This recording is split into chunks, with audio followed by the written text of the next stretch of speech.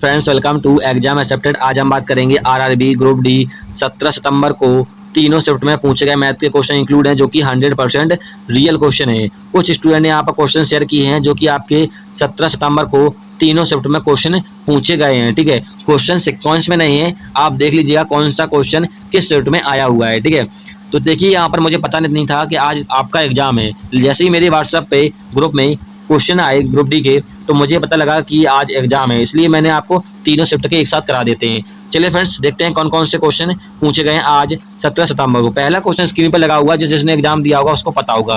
P Q से 2 गुना car कौशल है। Q एक कार को पूरा करने में 12 दिन लेता है। यदि वे दोनों एक साथ कार करते हैं तो उन्हें कार को पूरा करने में कितना समय लगेगा। तो यहाँ पर कह रहा है कि पी क्यू से 2 गुना कौशल है। पी जो है वो क्यू से कितना है, 2 गुना कौशल है। तो देखिए यहाँ पर इफिशियंसी दे रखी है, दोनों की क्षमता दे रखी है। ठीक है, तो चलिए यहाँ से निकालेंगे हम क्या, टोटल वर्क निकाल लेते हैं। तो यहाँ पर कह रहा है कि क्यू एक कार को 12 दिन में कर लेता है। क्यू जो है एक कार को कितने दिन में कर लेता है, 12 दिन में कर लेता है। ठीक है, तो देखिए हम निकालेंगे टोटल वर्क। क्यू जो है वो 12 दिन में कर रहा है और क्यू की एफिशिएंसी कितनी है, 1 यूनिट है। गुणा कर दोगे 12 गुणा 1 कितना होता है, 12। तो ये निकल के आ गया क्या, आपका टोटल वर्क है, या कह सकते हो टोटल टाइम निकल के आ गया। फिर कह रहा है यदि भी दोनों एक साथ कार करते हैं, यानी पी प्लस क्यू एक साथ काम करते हैं, तो कार को पूरा करने में कितना समय लगेगा। तो देखिए दोनों का एफिशिएंसी कितनी है, पी और क्यू की, तो देखिए 2 और 1 कितना होगा, 3 यूनिट। तो ये कितना, दोनों की 3 यहाँ पर एफिशिएंसी क्षमता है। अब काम कितना है, टोटल 12 है। तो 12 हम क्या करेंगे, 3 से भाग देंगे, क्योंकि दोनों मिलकर कितने दिनों में काम करेगा ये निकल के आ जाएगा। चलिए काटते हैं, तो काटोगे ये 4 बार जाएगा, तो 4 दिन में करेंगे पी और क्यू काम को मिलकर। क्लियर है, यही आपसे पूछा था। अगला क्वेश्चन देखते हैं। दो संख्याओं का गुणनफल 4107 है। यदि उनका मासा 37 है तो बड़ी संख्या क्या होगी। तो देखिए फॉर्मूला क्या होता है, दो संख्याओं का गुणनफल इक्वल टू एलसीएम और एचसीएफ मल्टीप्लाई एचसीएफ, यही तो होता है। तो देखिए यहाँ पर गुणनफल दे रखा है आपको कितना, 4007 दे रखा है, और यहाँ पर आपको मासा दे रखा है 37। ठीक है, तो यहाँ पर एलसीएम। ठीक है, हमसे पूछा बड़ी संख्या कौन सी होगी, तो हम देखिए हम 37 से डायरेक्ट क्या कर देंगे, 4107 को काट देंगे। तो चलिए काटते हैं, 37 से कम 37, 37 से कम 37, 37 से कम 37, तो ये निकल के आ जाएगा क्या, एलसीएम। और एलसीएम क्या होगी, आपकी बड़ी संख्या होगी। ठीक है, यही आपका करेक्ट आंसर हो जाएगा 111। ठीक है, चलिए अगला क्वेश्चन देखते हैं। एक रेलगाड़ी 10 किलोमीटर की दूरी 12 मिनट में तय करती है। यदि उसकी चाल 5 किलोमीटर प्रति घंटा कम कर दें तो उसी दूरी को तय करने में कितना समय लगेगा। तो यहाँ पर देखिए डिस्टेंस कितनी है, 10 किलोमीटर की है। तो फॉर्मूला क्या होता है, D equal to S T. D यहाँ पर डिस्टेंस है, एस यहाँ पर स्पीड, टी यहाँ पर टाइम है। तो देखिए दूरी कितनी है, 10 किलोमीटर की, टाइम कितना है, 12 मिनट का लेता है। 12 मिनट में दे रखा है इसको, हम इसको चेंज करेंगे घंटे में, क्योंकि जो दूरी है वो हमें किलोमीटर में दे रखी है। तो यहाँ पर देखिए टाइम इधर हो जाएगा, अब ये मिनट में है तो हम घंटे में चेंज करने के लिए क्या करते हैं, एक घंटे में कितने मिनट होते हैं, 60। तो 60 से क्या करेंगे, भाग दे देंगे, तो भाग जी 60 जो है वो ऊपर चला जाएगा, तो यहाँ से आपका स्पीड निकलेगा हमारा। ठीक है, तो यहाँ से देखिए स्पीड इक्वल टू क्या हो जाएगा, 10 गुणित 60, क्योंकि ऊपर चला जाएगा आपका 60, नीचे आपका 12 है। काटोगे तो 5 बार कट जाएगा, 12 पंचे 60, गुणा कर दोगे कितना हो जाएगा, 50 किलोमीटर प्रति घंटा आपकी स्पीड निकल के आ गई। फिर आपसे कह रहा है कि यदि चाल को 5 किलोमीटर प्रति घंटा कम कर दें तो उसी दूरी को तय करने में कितना समय लगेगा। कह रहा है कि स्पीड कितनी निकल के आएगी, हमारी 50 निकल के आई थी, 5 किलोमीटर घटा दें, मतलब 5 किलोमीटर प्रति घंटा कम कर दें तो कितनी बचेगी, 45 बचेगी। अब यहाँ पर जो नई स्पीड निकल के आ गई हमारी 45 किलोमीटर। फिर कह रहा है उसी दूरी को, दूरी कितनी है, 80 किलोमीटर है आपकी, तो फिर से फॉर्मूला लगा देंगे, D equal to S T. यहाँ पर पुट करेंगे, दूरी 10 आएगी, स्पीड नई निकल कितनी आई हमारी, 45। तो यहाँ से निकाल पाएंगे टाइम, क्योंकि हमसे पूछा है तय करने में कितना समय लगेगा। काटोगे 5 दूनी 10 और यहाँ से 9, लेकिन टाइम जो पूछा था ये निकला है आपका कितना, 2/9, ये घंटे में है। लेकिन आपसे क्या पूछा था, ऑप्शन में मिनट में दे रखा था। मिनट में चेंज करने के लिए क्या करेंगे हम, टी इक्वल टू कितना निकला हमारा, 2/9, हम 60 से गुणा कर देंगे, क्योंकि ये घंटे में है, हमें मिनट में करना है, तो 60 से गुणा करोगे। चलिए काटते हैं, तो यहाँ से करते हैं को 9 और ये 20 बार चला जाएगा, गुणा कर दोगे 2 में, तो टी इक्वल टू कितना हो जाएगा, 40/3। 40/3 को लिख सकते हो आप लोग क्या, 33 13 मिनट 20 सेकंड, ये लिख सकते हो आप। ठीक है, तो ये आपका टी इक्वल टू यही आपको ऑप्शन में दिया गया था। चलिए अगला क्वेश्चन देखते हैं। एक आयत की लंबाई और चौड़ाई में 23 मीटर का अंतर है। यदि आयत का परिमाप 206 मीटर है तो आयत का क्षेत्रफल क्या होगा।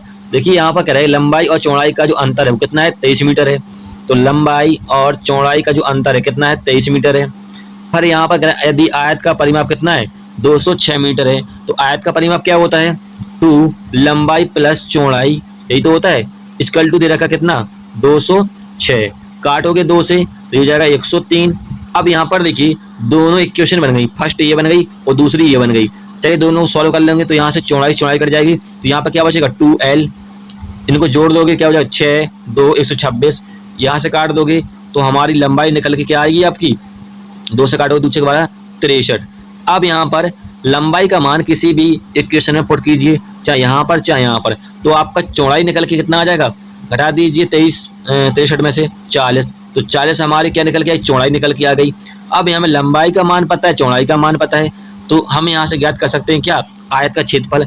आयत का क्षेत्रफल क्या होता है, आयत का क्षेत्रफल बराबर क्या होता है, लंबाई गुणक चौड़ाई। तो लंबाई कितनी है हमारी, 63 है, चौड़ाई कितनी है, 40 है। तो यहाँ से क्षेत्रफल निकल के आ जाएगा हमारा 0 4 3 12 1 5 24 25, 2520 सेंटीमीटर स्क्वायर क्या होगा आपका आयत का क्षेत्रफल होगा। यही आपसे पूछा था। अगला क्वेश्चन देखते हैं। अगला क्वेश्चन में पूछा गया था इसका मान ज्ञात करना था। देखिए यहाँ पर दे रखा है आपको x + 1/x = 5। तो इसको देखिए सॉल्व करोगे तो यहाँ पर 1 लोगे, यहाँ पर एलसीएम क्या आएगा, x आएगा, ये हो जाएगा आपका x² + के 1/5। यहाँ पर आप गुणा कर दोगे क्या हो जाएगा, x² + के 1 = 5x। ठीक है, इतना हमने सॉल्व कर लिया। अब हमें यहाँ पर पता है x² + 1 बराबर क्या है, 5x है।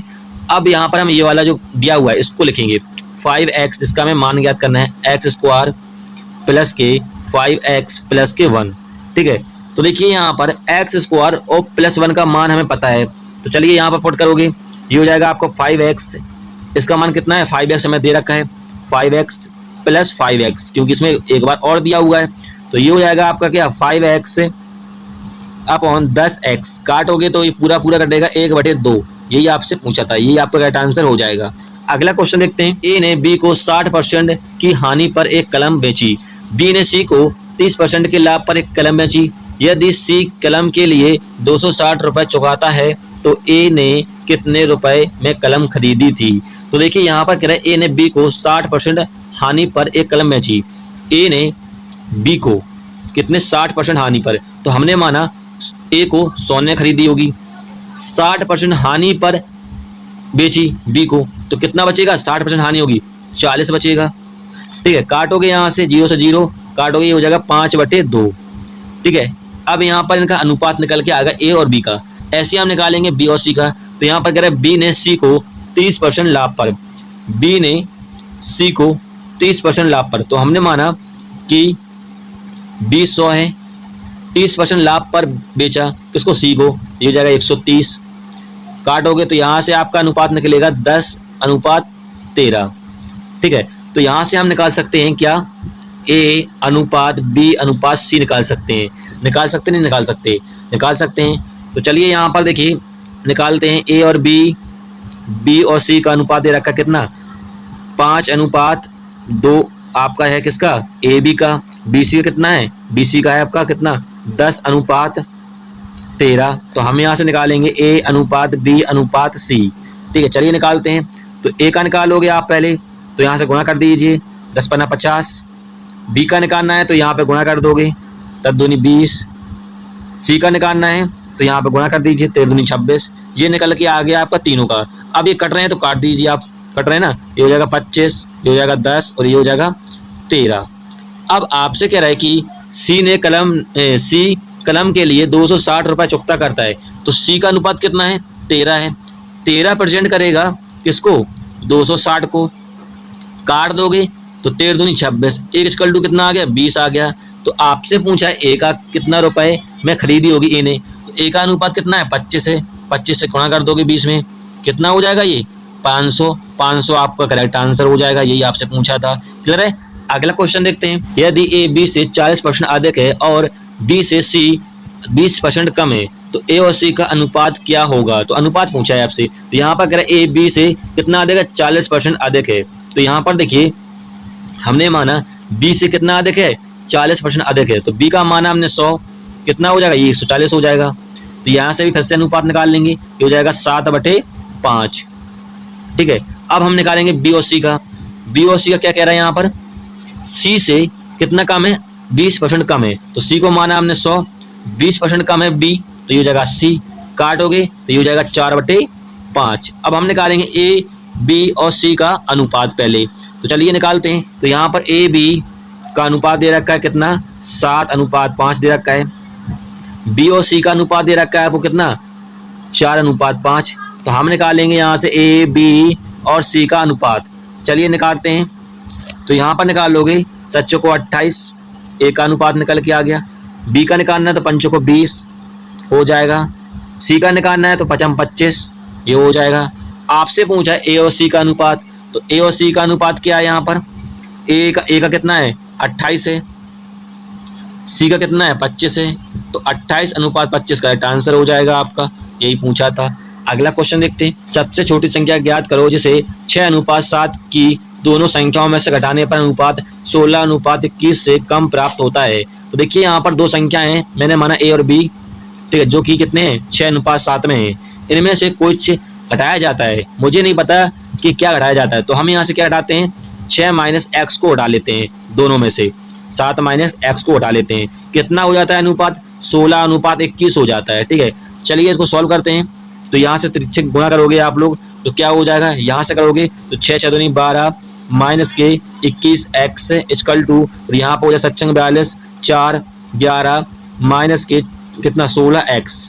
ठीक है, ये यहाँ पर चला जाएगा और ये यहाँ पर चला जाएगा, तो यहाँ पर क्या बचेगा आपका 5x बचेगा, और यहाँ पर कितना बचेगा आपका, ये 26 में से 112, तो ये बचेगा आपका 4 और 1, ये बचेगा आपका। ठीक है, 14 ही तो बचेगा आपका, तो x इक्वल टू हो जाएगा आपका 14/5। ठीक है, यही आपसे क्या पूछा था, आंसर यही हो जाएगा आपका करेक्ट आंसर, क्योंकि इसको ही घटाना होगा। अगला क्वेश्चन देखते हैं, वह है मूल राशि बताइए जिस पर 5% प्रति वर्ष की साधारण ब्याज की दर से प्रतिदिन 1 रुपए का ब्याज मिले। ठीक है, तो यहाँ पर क्या है प्रति वर्ष, प्रति वर्ष का मतलब होता है 1 वर्ष से, किससे होता है 1 वर्ष से। तो यहाँ पर हमें रेट परसेंट दे रखा कितना 5%। टाइम यहाँ पर देखिए प्रति वर्ष की बात कर रहे हैं, तो टाइम कितना होगा 1 वर्ष का होगा, टाइम कितना होगा 1 वर्ष का होगा आपका, 1 ईयर का। ठीक है, तो यहाँ पर क्या है प्रतिदिन 1 रुपए ब्याज मिलता है। 1 वर्ष में कितने दिन होते हैं, 365 दिन होते हैं। कितने होते हैं, 365 दिन होते हैं। तो 365 गुणित क्या उतना हो जाएगा आपका, गुणित 1, क्योंकि प्रतिदिन क्या मिल रहा है 1 रुपए मिलता है ब्याज, तो कितना हो जाएगा 365 ब्याज हो जाएगा आपका। अब हमसे पूछा है मूल राशि, तो बस फॉर्मूला में वैल्यू को पुट करना था। फॉर्मूला क्या होता है, SI इक्वल टू PRT/100, ये तो सभी ने पढ़ा ही होगा। ठीक है, ब्याज हमें कितना मिला 365 मिला। ठीक है, प्रिंसिपल हमें ज्ञात करना है, रेट परसेंट 5 है, टाइम 1 वर्ष का है, और यहाँ पर 100। चलिए काटते हैं, तो यहाँ से आप काटोगे 5 से 35, 5 × 35 और 5 × 15, यहाँ पर गुणा कर दोगे तो प्रिंसिपल हो जाएगा आपका कितना 7300, यही आपसे पूछा था। ठीक है, 7300 आपका क्या होगा, प्रिंसिपल मूलधन होगा, यही आपका करेक्ट आंसर हो जाएगा। अगला क्वेश्चन देखते हैं। अगला क्वेश्चन पूछा गया था, इसका आपको मान ज्ञात करना था। इस क्वेश्चन का आंसर सभी लोग कमेंट में दें, क्या उसका होगा आंसर। चलिए अगला क्वेश्चन देखते हैं। ये आपको इसको मान ज्ञात करना था, सिंपल क्वेश्चन है। तो यहाँ पर लिखा हुआ 64, कोष्टक पे पावर कितनी है 2 माइनस मतलब 3 अपॉन मल्टीप्लाई, दूसरे कोष्टक में है 1/4, पावर कितनी है -2। तो देखिए इसको लिख सकते हो आप लोग 64 को 64, ठीक है, इसको लिख सकते हो 1/3। ठीक है, और दूसरे कोष्टक में लिखोगे बड़े में क्या 1/2, क्योंकि माइनस होगा इतना हो जाएगा। फिर देखिए यहाँ पर हो जाएगा 1/4 और 1/2, क्योंकि यहाँ पर माइनस है, इसको लिख सकते हो 1/2। ठीक है, तो चलिए देखिए जो 64 लिखा हुआ है ये किसका क्यों होता है, ये होता है 4 का, क्योंकि यहाँ पर क्या है 1/3 क्या है पावर है, तो ये होता है 4 का क्यों होता है। फिर देखिए इसके ऊपर क्या है 1/2 पावर मल्टीप्लाई। अब यहाँ पर देखिए 1/2 पावर इस पे, तो क्या हो जाएगा 1/2 हो जाएगा आपका। अब यहाँ पर देखिए इसका क्या हो जाएगा 4 का आपका 1/2 पावर है, तो इसका हो जाएगा आपका 2 मल्टीप्लाई 1/2, काटोगे यहाँ से क्या हो जाएगा 1 मिल जाएगा, 1 आपका करेक्ट आंसर हो जाएगा। अगला क्वेश्चन देखते हैं। 15% और 40% सांद्रता वाले दो चीनी के घोलों को किस अनुपात में मिलाना जाए तो 30% सांद्रता वाला घोल प्राप्त हो जाए। तो यहाँ पर कह रहा है 15% और 40% सांद्रता वाले दो चीनी के घोलों को किस अनुपात में मिलाना चाहिए ताकि 30% सांद्रता वाला घोल प्राप्त हो जाए। तो 30 को रखेंगे हम बीच में, यहाँ पर एलिगेशन लगा देंगे। चलिए यहाँ से घटाओगे तो ये बचेगा आपका कितना 10 वाट बचेगा, यहाँ से घटाओगे कितना बचेगा 15 बचेगा, काटोगे 5 दूनी 10 5 तिया 15, तो आपका 2:3 में मिलाना होगा, यही आपका करेक्ट आंसर हो जाएगा। अगला क्वेश्चन देखते हैं। ए और बी और सी किसी काम को क्रमशः 4, 20 और 60 दिनों में पूरा कर सकते हैं। एक साथ काम करके बी उसी काम के 1/3 भाग को कितने दिनों में पूरा कर सकते हैं। तो यहाँ पर कह रहा है ए जो है वो 4 दिन में काम कर रहे हैं, बी जो है वो कितने दिन में काम कर रहा है 20 दिन में काम कर रहा है, सी जो है वो 60 दिन में काम कर रहा है। अब इन तीनों का लीजिए आप एलसीएम, तो आपका निकल के आएगा टोटल वर्क। एलसीएम लोगे 4, 20 और 60 कितना आएगा 60 ही आपका क्या आएगा एलसीएम आएगा, ये यही हो जाएगा आपका क्या टोटल वर्क या कह सकते हो टोटल टाइम। हम निकालेंगे एफिशिएंसी तीनों की, तो देखिए ए कर रहा है 4 दिन में, 4 का भाग दोगे 60 में कितने बार जाएगा 15 बार, तो ए की एफिशिएंसी निकल के आ गई। ऐसे बी की निकालेंगे, बी कर रहा है 20 दिन में, 20 का भाग देंगे 60 में कितने बार जाएगा 3 बार, तो यहाँ पर बी की एफिशिएंसी निकल गई। एफिशिएंसी का मतलब होता है क्षमता, ठीक है। ऐसे यहाँ पर सी कर रहा है 20 दिन में 60 दिन में, 60 का भाग देंगे 60 में कितने एक बार जाएगा। फिर यहाँ पर कह रहा है कि एक साथ काम मिलकर करते हैं, यानी तीनों एक साथ मिलकर काम करते हैं, ए प्लस बी प्लस सी, ये तीनों एक साथ काम करते हैं, तो तीनों का एफिशिएंसी कितनी है 15, 3 1 कितना हो गया 19, तो तीनों का एफिशिएंसी कितनी है टोटल 19 यूनिट है। फिर कह रहा है कि उसी काम के 1/3 भाग को कितने दिनों में करेंगे, तो काम कितना है, काम है 60 है, कितना है 60 काम है, तो 60 का कह रहा है 1/3, 1/3 से क्या कर देंगे यहाँ पर मल्टीप्लाई काटोगे कितने आ जाएगा 20, तो काम कितना हो गया, अब वह काम सिर्फ 20 काम है, पहले था 60, लेकिन यहाँ पर कह रहा है 1/3 भाग को तीनों मिलकर कितने दिनों में करेंगे, तो देखिए काम कितना हो गया अब 20 बचा, तीनों का एफिशिएंसी कितनी है 19 यूनिट है, 19 से हम भाग कर देंगे 20 में, ये हो जाएगा आपका आंसर 20/19, या इसको लिख सकते हो आप लोग एक सही 1/19, ये भी लिख सकते हो ना, ये भी आपका करेक्ट आंसर हो जाएगा, इतने दिनों में करेंगे ये आपका आंसर हो जाएगा। अगला क्वेश्चन देखते हैं। यदि cos theta equal to 2p upon p square plus 1 है तो sin थीटा का मान ज्ञात करना है। देखिए इस क्वेश्चन को ट्रिक क्या होती है, आपने पढ़ा होगा लाल बटे कक्का, इंटर हाई स्कूल में पढ़ा होगा लाल बटे कक्का, बस इसी पे आपका लग जाएगा ये। देखिए जो आपका l बटे k होता है ये दर्शाता है साइन को, और a अपॉन k ये दर्शाता है कॉस को, और l बटे k ये दर्शाता है टेन को। तो यहाँ पर दे रहा है आपको cos theta equal to 2p upon p square plus 1, तो देखिए कॉस दर्शाता है किसको a बटे k को दर्शाता है, यानी आपका ऊपर है आधार और नीचे है आपका क्या कर्ण, तो हम लगाएंगे पाइथागोरस, क्या लगाएंगे पाइथागोरस, क्या होता है k स्क्वायर बराबर l square plus k a square, यही तो होता है। अब हमें k का मान कितना है p स्क्वायर प्लस 1 और a का मान कितना है 2p, तो चलिए यहाँ पर रखते हैं, तो k का मान कितना है p स्क्वायर प्लस 1, यहाँ पर होल स्क्वायर है तो होल स्क्वायर कर देंगे यहाँ पर। अब हमें एल स्क्वायर यानी लंब निकालना है, आधार दे रखा है आपको कितना 2p, तो 2p का कर देंगे होल स्क्वायर, ठीक है। चलिए इसको सॉल्व करते हैं, सॉल्व करोगे तो ये हो जाएगा आपका p4 प्लस 1 प्लस के 2p स्क्वायर, यही तो होगा, और यहाँ पर हो जाएगा आपका एल स्क्वायर प्लस के 4p स्क्वायर, 4p स्क्वायर उधर चला जाएगा, तो ये क्या हो जाएगा आपका p4 p की पावर 4 प्लस 1 प्लस के 2p स्क्वायर था, यहाँ पर जाकर क्या हो जाएगा माइनस के 4p स्क्वायर इक्वल टू आधार का स्क्वायर, ठीक है, आधारी तो सॉरी लंब का स्क्वायर, लंब का स्क्वायर। तो चलिए यहाँ पर घटाओगे तो ये हो जाएगा p4 प्लस 1, यहाँ पर हो जाएगा माइनस के 2p स्क्वायर, ठीक है, और यहाँ पर हो जाएगा एल स्क्वायर। अब एक ये बनता है फॉर्मूला आपका माइनस वाला, ये हो जाएगा आपका p स्क्वायर माइनस 1 का होल स्क्वायर, ये तो होगा माइनस होगा बीच में इक्वल टू एल स्क्वायर, यही तो होगा। अब यहाँ से हम काट देंगे स्क्वायर से स्क्वायर, तो एल लंब निकल के आएगा क्या p स्क्वायर माइनस 1। अब हमारा लंब भी पता है और कर्ण भी पता है, तो साइन बराबर क्या होता है आपका साइन थीटा बराबर क्या होता है एल बटे के, ठीक है। एल का मान निकल के हमारा क्या आ गया है p स्क्वायर माइनस के 1, के का मान कितना है, के का मान यहाँ पर दे रखा है p स्क्वायर बटे में क्या है p स्क्वायर प्लस के 1, यही हो जाएगा आपका आंसर, क्लियर है। चलिए अगला क्वेश्चन देखते हैं। कितने वर्षों में 320 रुपए की राशि 505 रुपए हो जाएगी यदि चक्रवृद्धि ब्याज की दर 12.5% वार्षिक हो। तो देखिए यहाँ पर फॉर्मूला वैल्यू पुट करना था, फॉर्मूला क्या होता है a equal to p 1 plus के r अपॉन 100 टाइम, ये होता है फॉर्मूला। तो देखिए यहाँ पर अमाउंट दे रखा कितना 405 हो जाती है, तो ये अमाउंट मिश्र धन है आपका। मूलधन कितना है 320 है। रेट परसेंट दे रखा है 1 अपॉन कितना 12.5 अपॉन 100। टाइम हमें निकालना है, यहाँ से टी निकालना नहीं, टाइम निकालना है। तो देखिए दशमलव बताओगे यहाँ पर 0 लग जाएगा, ये पूरा पूरा कटेगा आपका 8 बार कटेगा। और देखिए 320 इधर आ जाएगा आपका, ये हो जाएगा आपका 405 बटे 320। क्लियर है। फिर यहाँ पर हो जाएगा क्या 1 कॉमन लोगे तो ये हो जाएगा आपका 9 बटे 8 हो जाएगा टी। यहाँ तो समझ में आ गया होगा सभी को। अब देखिए 5 से काटोगे, ये कटेगा आपका 81 बार और ये करेगा 64 बार। ठीक है, 81 और 64 होता है होल स्क्वायर किसका होता है, ये होता है आपका 9 का और ये होता है 8 का होल स्क्वायर होता है। ठीक है, और यहाँ पर देखिए 9 बटे 8 और ये होता टी था यहाँ से। ठीक है, ये पूरा पूरा आपका कैंसिल हो जाएगा तो टी बराबर क्या हो जाएगा 2 हो जाएगा। तो 2 वर्षों के लिए आपका क्या आंसर हो जाएगा, ये 2 वर्ष। ठीक है, चलिए अगला क्वेश्चन देखते हैं। 2 वर्षों में हो जाएगी आपकी तो 405 राशि।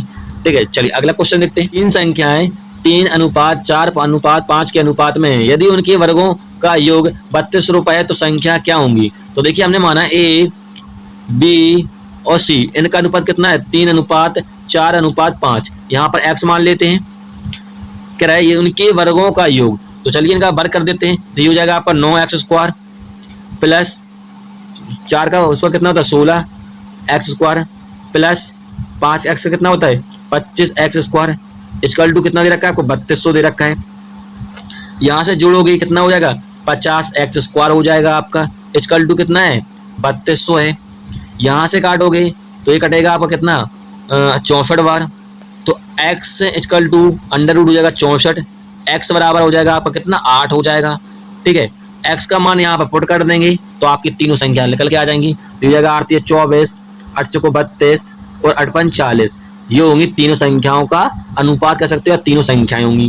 क्लियर है। चलिए अगला क्वेश्चन देखते हैं। अगला क्वेश्चन पूछा गया था, इसका मान ज्ञात करना था। सिंपल क्वेश्चन है, बस आपको क्या करना है यहाँ पर जो लिखा है x + 1/x = 7, इसका करना है। यहाँ पर x की पावर कितनी है 3 है तो हम कर देंगे q यानी घन कर देंगे दोनों ओर। तो x + 1/x = 7 है, दोनों ओर घन कर देंगे तो यहाँ पर q हो जाएगा और यहाँ भी क्या हो जाएगा q हो जाएगा।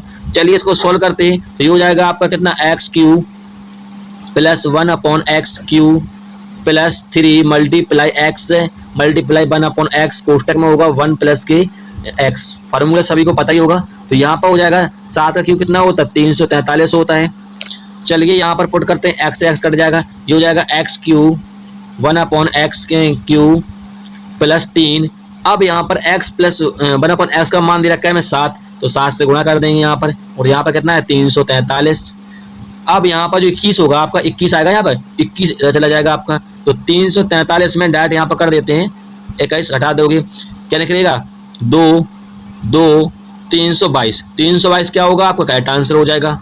अगला क्वेश्चन देखते हैं। कितने समय में 18,000 रुपए की राशि 5% की वार्षिक दर से साधारण ब्याज पर 22,500 रुपए हो जाएगी। तो देखिए अमाउंट दे रखा है मिश्र धन कितना 22,500 दे रखा है। ठीक है, यहाँ पर क्या हो जाएगी, हो जाएगा मतलब है अमाउंट कितना रुपए हो जाएगी, मतलब आपका अमाउंट मिश्र धन की बात कर रहे हैं। यहाँ पर दे रखा है आपको प्रिंसिपल मूलधन कितना है 18,000, मूलधन कितना है 18,000 है।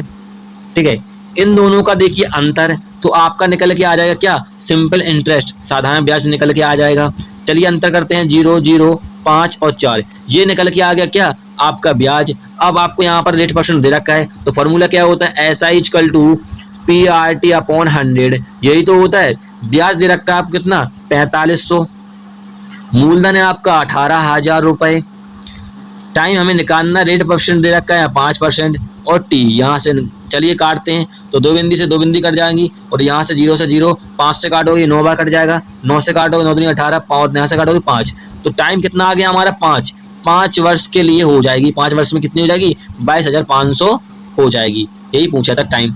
अगला क्वेश्चन देखते हैं। एक वस्तु को 462 रुपए में बेचने पर एक दुकानदार को 40% की हानि होती है। 20% का लाभ कमाने के लिए उसे उस वस्तु को कितने रुपए में बेचना चाहिए। ठीक है, तो यहाँ पर कह रहे हैं कि आपका विक्रय मूल्य रखा है कितना 462 रुपए बेचने पर। ठीक है, 40% की हानि होती है तो हमने माना क्रय मूल्य 100 है, 40% की हानि होगी तो क्या बचेगा आपका 60 बचेगा। ठीक है, ऊपर होता है आपका सेलिंग प्राइस, नीचे होता है आपका कॉस्ट प्राइस। ठीक है, काटोगे इनको हल्का कीजिए, हो जाएगा आपका कितना 3/5। अब देखिए हमारा विक्रय मूल्य 3 है और यहाँ पर विक्रय मूल्य दे रखा कितना 462, तो 3 प्रेजेंट करेगा किसको 462 को। काट दीजिए यहाँ से 3 एकम 3 3 5 15 चित्रों को 12 गुणा कर दोगे तो आपका कॉस्ट प्राइस क्रय मूल्य निकल के आ जाएगा। चलिए गुणा करते हैं 5 का, 5 को 20, 2 5 25, 27 2 और 7, तो यहाँ पर 770 निकल के आ गया आपका क्रय मूल्य। फिर कह रहे कि 20% का लाभ कमाने के लिए, तो क्रय मूल्य कितना था हमारा 100 था, 20% का लाभ होगा कितना हो जाएगा 120 हो जाएगा। क्लियर है। चलिए यहाँ से काटोगे तो 0 से 0 0 से 0, तो यहाँ से गुणा करोगे 12 7 84, 12 7 84, 8 बचा आपका 84 और 8 कितना होता है 92 होगा। तो ये हुआ आपका सेलिंग प्राइस। तो 924 रुपए में उसे बेचना चाहिए, ये आपका करेक्ट आंसर होगा, तब उसे 20% की लाभ होगा। चलिए फ्रेंड्स इतने क्वेश्चन मिले थे जो कि आपके 17 सितंबर को तीनों शिफ्ट में पूछे गए थे क्वेश्चन। ठीक है, वीडियो हेल्पफुल लगे तब उसे लाइक कीजिएगा। फिर मिलेंगे नेक्स्ट वीडियो में। जय हिंद।